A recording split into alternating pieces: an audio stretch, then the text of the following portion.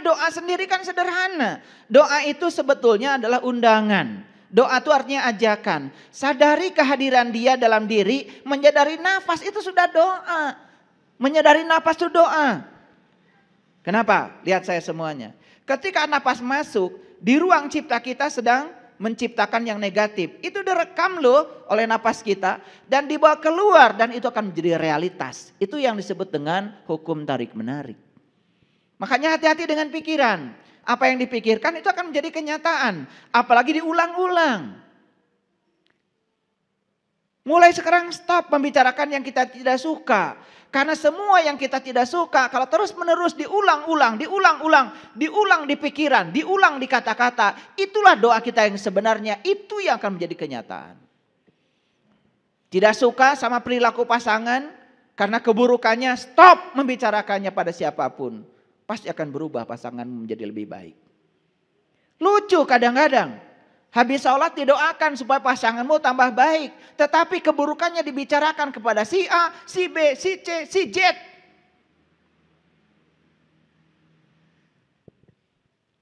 Itu yang akan terjadi. Yang paling sering dipikirkan, yang paling sering dibicarakan itu doa. Karena apa? Hati-hati. Karena Dia bersama dengan kita. Wujudnya adalah nafas kita. Nafas masuk merekam semua yang ada di ruang cipta. Nafas keluar membawa semua rekaman itu dan menjadi realitas dalam hidup. Hati-hati. Jadi inilah kreator kehidupan kita, pikiran kita. Hati-hati dengan pikiran karena dia adalah energi. Dia adalah vibrasi, dia adalah frekuensi. Dan dia bisa menggetarkan semua. Sesuai dengan frekuensi yang dipancarkannya. Memancarkan yang negatif akan datang yang negatif. Memancarkan yang positif akan datang yang positif. Makanya kita dikasih perasaan oleh Allah. Untuk apa perasaan? Untuk mendeteksi apa yang sedang terjadi dalam pikiran. Begitu pikiran kita sedang memproduksi yang buruk, perasaan kita tidak enak. Mulai nanya-nanya, akan ada apa ya? Kok perasaan gak enak? Cek pikiranmu, sedang mikirin apa? Sesederhana itu, malah nanya orang lain. Nanya dukun, nanya ahli nujum. Itu sudah tidak saintifik. Padahal sebetulnya rasa dan pikir itu diciptakan Allah untuk saling memberitahu, ada feedback. Jadi kalau rasa kita gak enak, cek pikiranmu sedang memproduksi apa. Coba, ketika pikiran sedang tenang, perasaan tenang. Begitu pikiran mulai, wah suami saya di mana ya? Dengan siapa ya? Wah udah mulai gitu, perasaan gak enak. Tanya Mbah Dukun. Tanya pikiranmu sedang memproduksi apa. Itulah gunanya perasaan. Maaf ya, saya bicara yang seperti ini di berbagai pelatihan. Saya pikir yang kayak gini sudah pada paham. Kenapa Allah menciptakan pikiran? Kenapa Allah menciptakan perasaan? Apa hubungan pikiran dengan perasaan? Banyak yang tidak tahu. Yang lucu banyak sekali orang yang menganggap dirinya sudah tercerahkan, ditanya yang begini aja nggak tahu. Lucu bukan? Ya itulah, karena dia sedang posisikan si lilin, api lilin yang tadi itu. Yang centil tadi, yang genit itu. Kesenggol saja sama udara, langsung mati. Betul apa tidak? Yuk, jangan sampai seperti itu. Jadilah bintang, badai sebesar apapun tetap bersinar. Gitu. Oke, baik.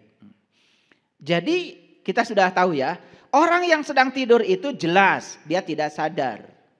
Nah, yang saya maksud dengan tidur di sini tadi bukan tidurnya orang yang tidur secara fisik, tetapi dia kelihatan sibuk tetapi nggak sadar. Contohnya sederhana. Dia melakukan ibadah nggak sadar. Bahkan dia ketika sedang makan pun gak sadar. Coba kalau makan sadar. Nih orang yang makan sadar. Begitu makanan sudah ada di depan, gak buru-buru makan. Dilihat dulu. Duh, ada jagung, ada nasi, ada macam-macam. Ada sambal, satu aja sambal. Siapa yang nanam cabenya ya?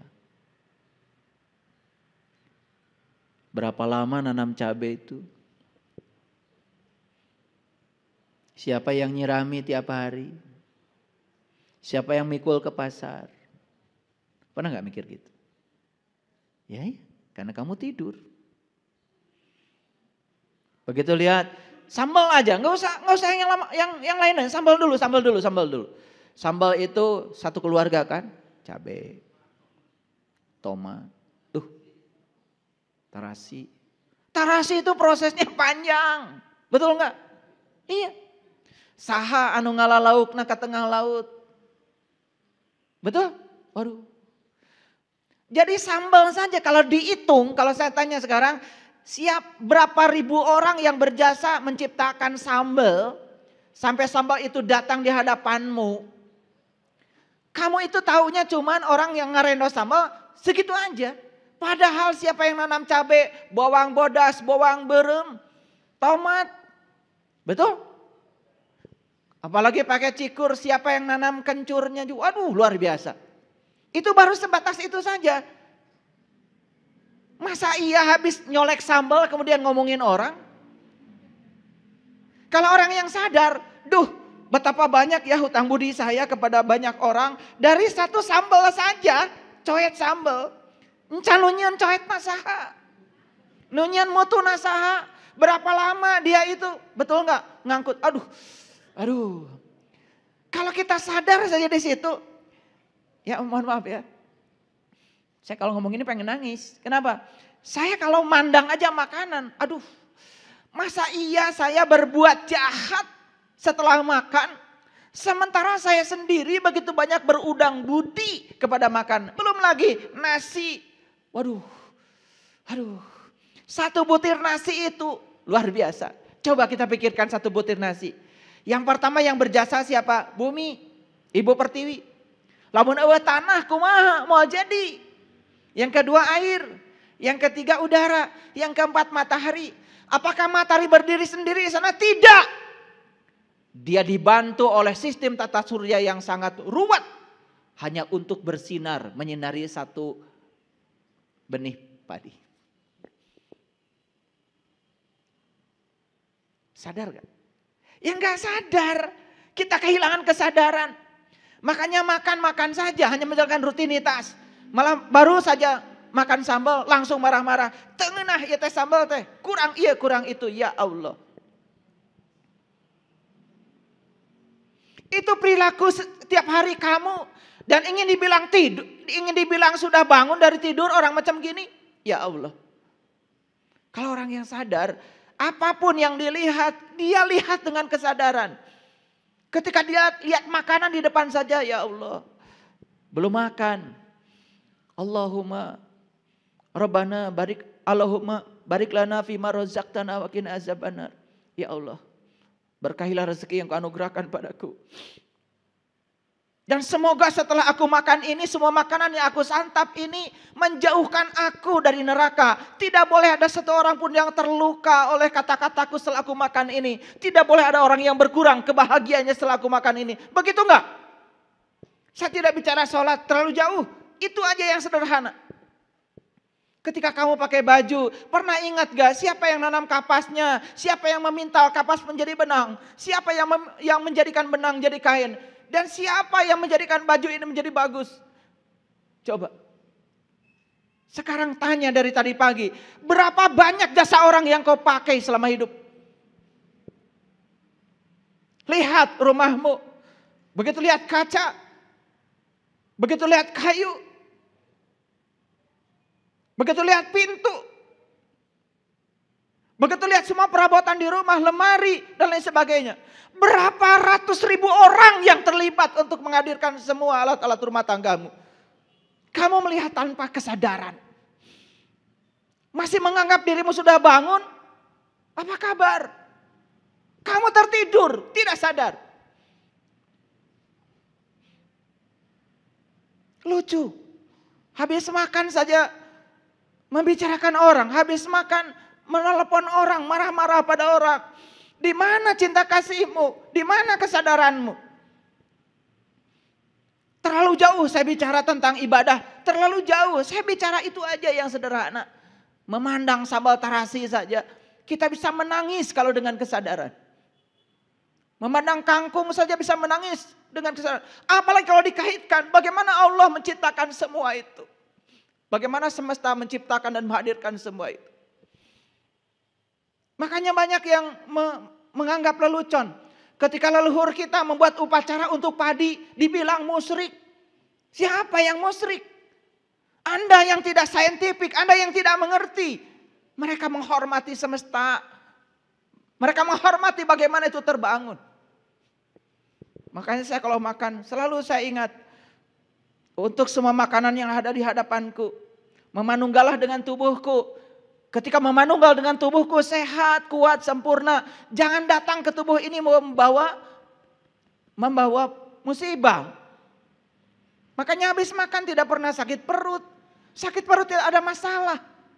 Dengan cara makanmu. Setelah itu untuk semua orang yang telah berjasa menghadirkan makanan ini. Aku doakan semoga mereka sejahtera lahir dan batin. Untuk seluruh daya sambung semesta, tanah, air, api, udara. Terima kasih, terima kasih, terima kasih. Pernah gak begitu? Ya Allah. Masihkah kita menganggap diri kita sudah bangun? Kita tuh masih tidur. Apalagi dikaitkan dengan ibadah. Kenapa Anda takbiratul ihramnya seperti itu? Kenapa ketika tahiyat Anda harus menunjuk seperti ini pakai telunjuk? Kenapa? Sadarkah Anda? Semua tidak beralasan. Tapi masih menganggap diri kita sudah soleh. Padahal Anda itu mungkin saja sudah tercerahkan. Tapi baru lilin kecil yang tadi tersenggol oleh udara saja. Langsung mati. Paham maksud saya? Oke.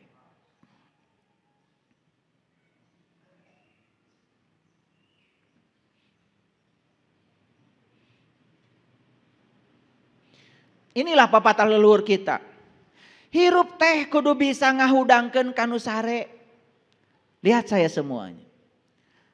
Kapan kita bisa membangunkan orang yang tertidur? Kapan? Kapan? Kalau kita sendiri sudah bangun. Anda tidak akan pernah bisa membangunkan orang yang tertidur. Kalau Anda sendiri tertidur, mustahil. Tidak pernah ada orang yang tidur membangunkan orang yang tidur. Gak pernah ada. Masalahnya sekarang terlalu banyak orang yang menyangka dirinya sudah bangun. Padahal sare kene. Pura-pura membangunkan orang yang tertidur. Ini masalah besar. Terlalu banyak orang yang tidak tahu. Tetapi dia tidak tahu kalau dia tidak tahu. Dan menganggap dirinya tahu seakan-akan. Padahal dia tidak tahu. Cuma dia tidak tahu bahwa dia tidak tahu. Dia tidak sadar. Kalau dirinya pun masih tidur. Ngajarkan sholat. Ketika ditanya, apa sih sholat itu? Gak ngerti. Sholat adalah menyembah Allah.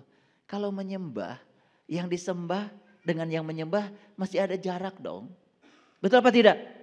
Padahal kan sholat yang sebenarnya adalah merasakan kehadirannya. Kalau dia sudah hadir kok di sini. Bahkan dia mewujud sebagai napas kita. Pinjaman kehidupan pada diri kita. Sedekat itu Allah dengan kita. Kok kita tidak merasakan kehadirannya? Makanya belajar. Belajar wudhu yang benar. Belajar sholat yang benar. Wudhu itu bukan bersuci. Bagaimana bisa disucikan tubuh ini? Air kencing aja masih ada di dalam. Berak saja masih ada di dalam. Saya ngomong begini banyak yang menyerang saya. Padahal itu kan fakta. Jadi wudhu itu bukan bersuci. Wudhu itu bahasa Arab. Artinya berpisah. Berpisahlah kamu dengan segala sesuatu selain Allah. Baru kamu bisa memanunggal bersama Allah. Itu namanya sholat. Pelajari. Kenapa? Kenapa saya mengatakan begini? Karena kita ini terlena terlalu lama. Hanya terjebak oleh rutinitas.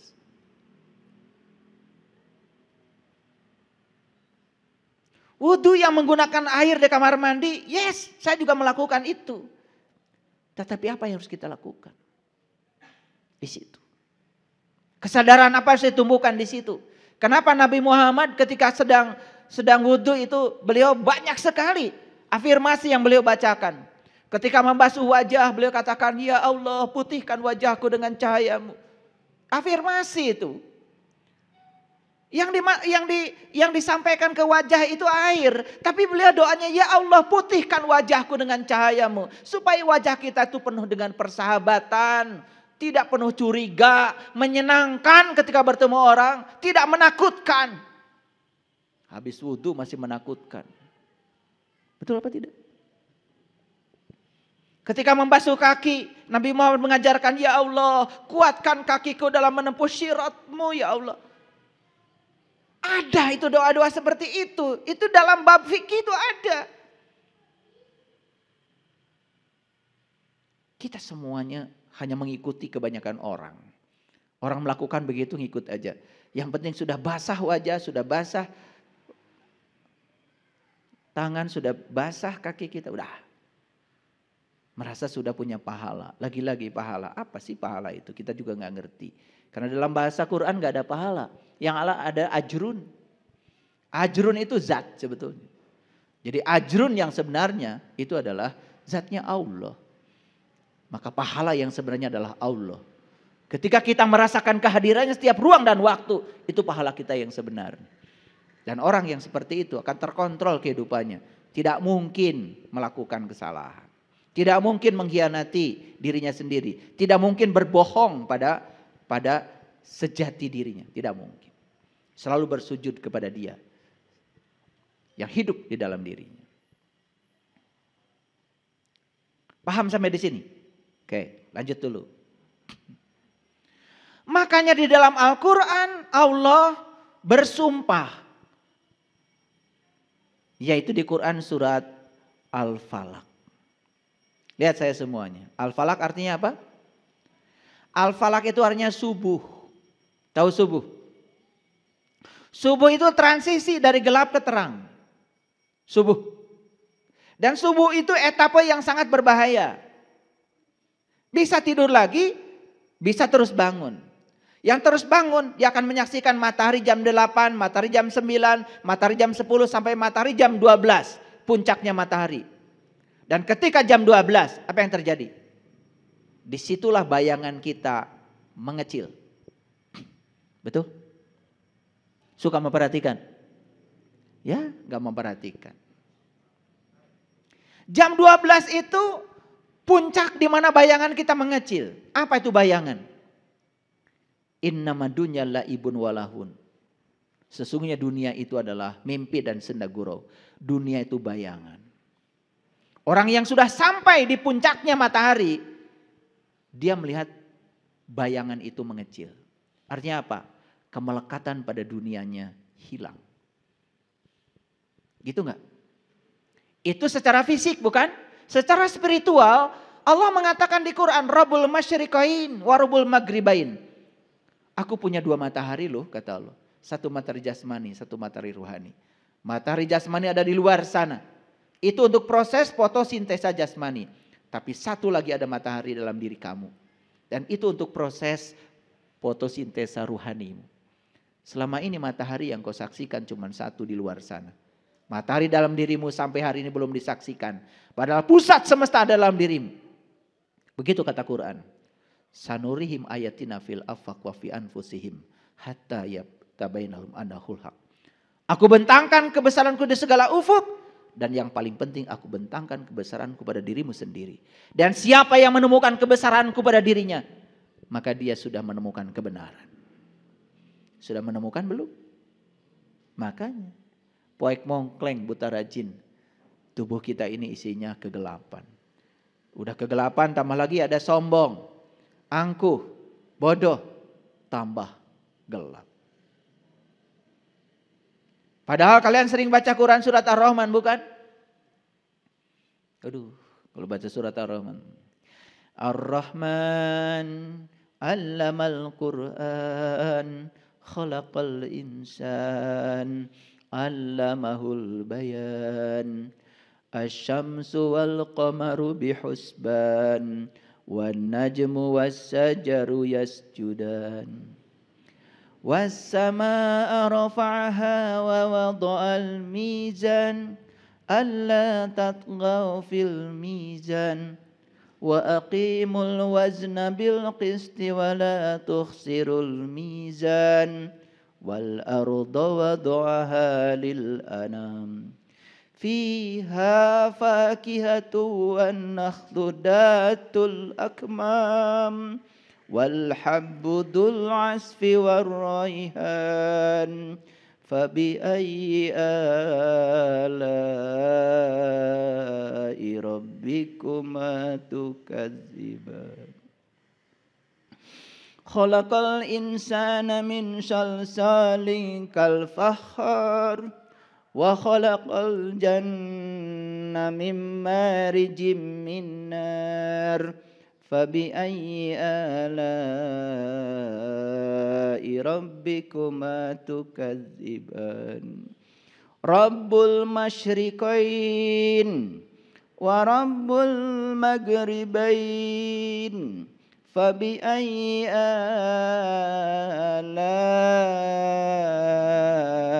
rabbikuma tukadziban. Terus baca ayat. Itu cerita kita, cerita pengalaman kita. Sudah ketemu enggak dengan dua matahari? Dan siapa yang sudah menemukan dua matahari, nikmat Tuhan mana lagi yang akan kau dustakan? Makanya nikmat itu bukan enak. Nikmat itu kaitan kita dengan spiritual kita, dengan diri sejati kita. Jadi subuh itu adalah transisi dari malam ke gelap. Pertama kita bangun, itu adalah etapa yang sangat berbahaya. Lalu kenapa di Quran ada sumpah yang luar biasa? Kul a'udzu birabbil falaq. Pernah merenungi kalimat itu? Tidak ada waktu. Hanya membaca surat itu ketika sholat. Kenapa? Bukan tertarik isinya, tertarik pendeknya. Biar singkat. Betul apa tidak? Kul a'udzu birabbil falaq. 3 surah terakhir itu luar biasa. Semua dimulai dengan kul, katakanlah. Dan tidak mungkin Allah menyuruh mengatakan kepada orang yang belum mengalaminya. Tidak mungkin Allah menyuruh mengatakan kepada mereka yang belum merasakannya. Makanya 3 surah terakhir itu levelnya sudah level kul. Artinya apa? Hati-hati kalian. Sembarangan aja membaca 3 surah terakhir. Padahal 3 surah terakhir itu hanya untuk mereka yang sudah mengalami dan merasakannya. Makanya perintahnya kul. Coba anak kita suruh piknik. Pergi ke Pangandaran, pergi ke Bali. Pulang dari sana ceritakan. Kan kul itu artinya katakan, ceritakan.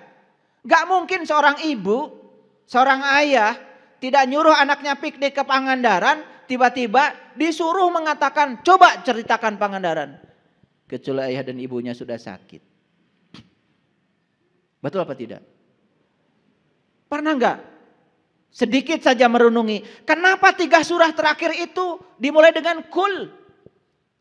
Artinya apa? Anda sudah mengalami Al-Fatihah. Anda sudah mengalami Al-Baqarah. Anda sudah mengalami Ali Imran. Anda sudah mengalami An-Nisa. Anda sudah mengalami Al-Maidah. Anda sudah mengalami semuanya. Al-An'am, Al-A'raf. Terus sampai Al-Ikhlas. Makanya kenapa Al-Ikhlas itu disebut dengan dalima. Allahu ahad, Allahu somad, lam yalid, walam yulad, walam yakul lahu kufuwan ahad. 5 dalnya. Makanya disebut juga dalima. Yang hebat. Orang tua kita tuh hebat. Begitu ada buah yang isinya seperti itu disebut dalima. Dan ternyata isinya dalima itu persis seperti kita menyaksikan semesta. Coba lihat gambar galaksi. Coba lihat gambar tentang semesta. Persis seperti yang digambarkan dalam buah dalima. Waduh, kalau saya cerita ini kejauhan. Balik lagi dulu. Kenapa Allah bersumpah dengan subuh? Kul a'udzu birabbil falaq. Aku berlindung kepada Tuhan yang menguasai subuh. Kenapa kita harus berlindung kepada Allah dari subuh? Kenapa? Karena subuh ini adalah etapa yang sangat berbahaya. Subuh ini adalah saat di mana kita baru bangun. Masih lulungu antara sadar dan tidak sadar. Saya ingatkan kepada semuanya.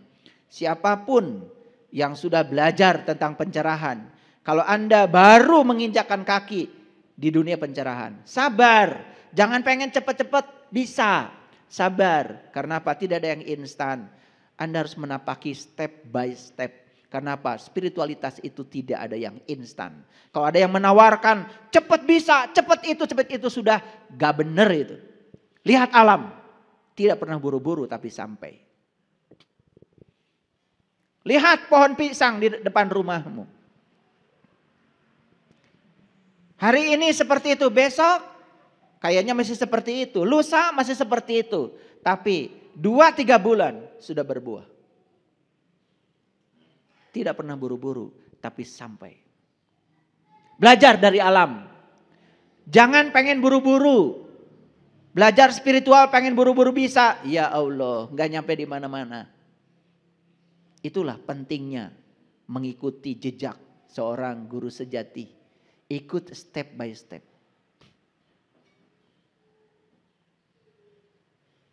Makanya siapapun yang mengaku dirinya sudah mencapai pencerahan, berarti dia masih dalam kegelapan. Saya kasih tahu. Karena orang yang sudah mencapai pencerahan tidak pernah iklan kalau dirinya sudah mencapai pencerahan. Orang yang sudah mencapai pencerahan juga tidak seperti tukang obat. Perlu restu, perlu sandaran, perlu ini, perlu itu, perlu atribut ini itu. Tidak.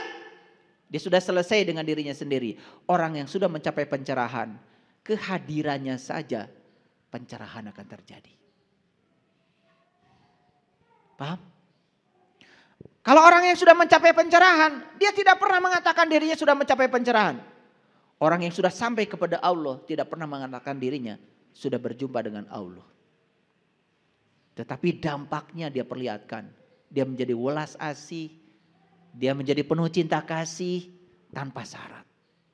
Seperti itu yang dilakukan Nabi Muhammad, Nabi Isa, Nabi Ibrahim, Nabi Musa, dan semua Nabi dan Rasul yang lain. Mereka tidak pernah mengklaim kalau dirinya sudah tercerahkan. Tetapi kehadirannya sudah cukup membuat pencerahan terjadi. Karena apa? Orang yang sudah tercerahkan, kehadirannya saja sudah membuat semua ruang gelap menjadi bercahaya. Cukup tanpa iklan.